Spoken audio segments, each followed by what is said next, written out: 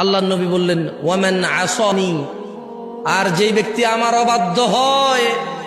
যাকে দাড়ি রাখতে বলেছি রাখে না, টাকনুর নিচে প্যান্ট রাখতে নিষেধ করেছি মানে না, যাকে বলেছি বাবা মায়ের সাথে ভালো ব্যবহার করো সে আমার কথা মানে না, যাকে বলেছি 5 ওয়াক্ত 17 রাকাত নামাজ পড়োই পড়ো নালে মুসলিম থাকবা না সে পরোয়া করে না, যাকে বলেছি তোমার হালাল থেকে খাও, হালাল থেকে উপভোগ করো, যাকে বলেছি মেয়ের কাছে যেও না বিবাহ ছাড়া,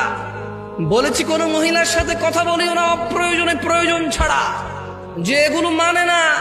ওয়ামান আসানি, শুনে নাও আমার সাহাবারা, যেই ব্যক্তি আমি মুহাম্মদের অবাধ্য করলো, যেই ব্যক্তি আমার অবাধ্য হলো, বলেছি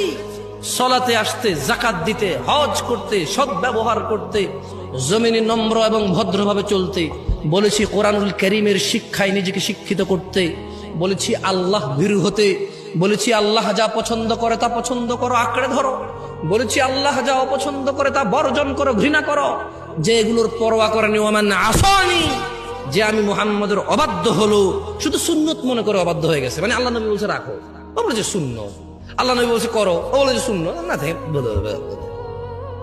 সুন্নত। ইন্না লিল্লাহি ওয়া ইন্না ইলাইহি রাজিউন।